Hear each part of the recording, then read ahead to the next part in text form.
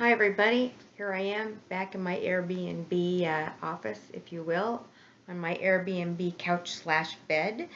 And what I want to talk to you about for just a couple minutes is the responses to the discussion board 5 about asset-based community development. I just want to make a couple of points based on some things that I read and want to make sure that everybody has a clearer understanding of the concept.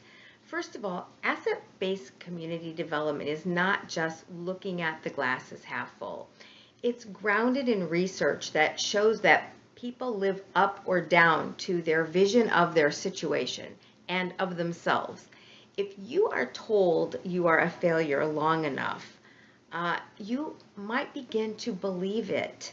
Some of us take that as a challenge and, make a whole life out of proving people wrong. But most of us, if we're told over and over again that, the cool people have this and the cool communities have that, and this community can't get this and it can't get that, and there's this wrong with it and it needs that. After a while, you begin to believe it.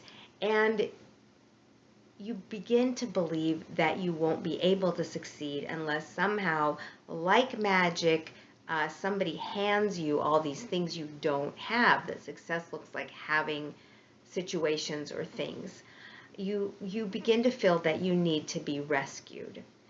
If you are focused instead on what you are able to achieve, if you count your skills and your assets and your blessings, then as you remind yourself of what your skills are, not just yours, but the other skills in the community, you begin to be inspired to act with those skills. So if you happen to play an instrument and you learn that there are 3 other people who play an instrument, the idea may come to you that the 3 of you can get together and jam.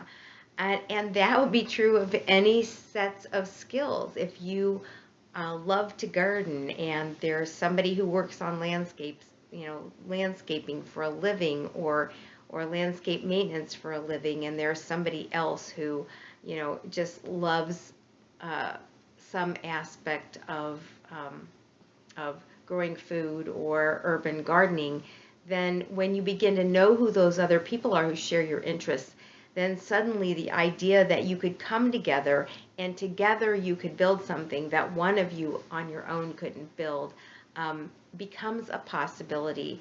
And there's a lot of data on this. So basically, asset-based community development is a way of showing people that they do have some stuff. Now, this leads me to point 2. Just because they have some stuff doesn't mean they have all the stuff that the community needs to become what it might dream that it become.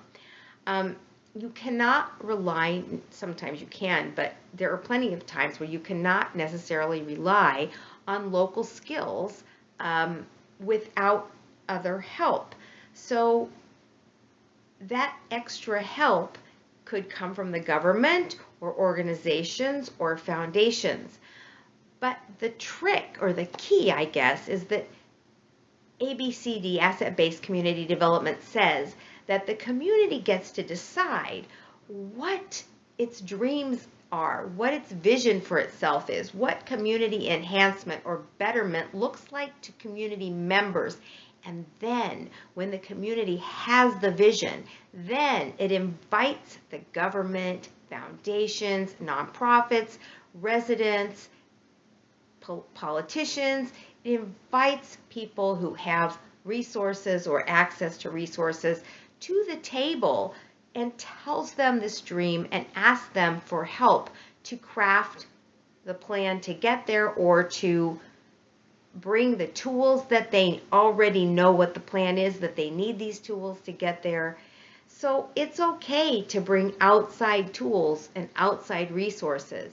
The key is they'll be put to use building the community's own dream, not the government's dream for the community, not a foundation's dream for the community, not some outside developer's dream for the community.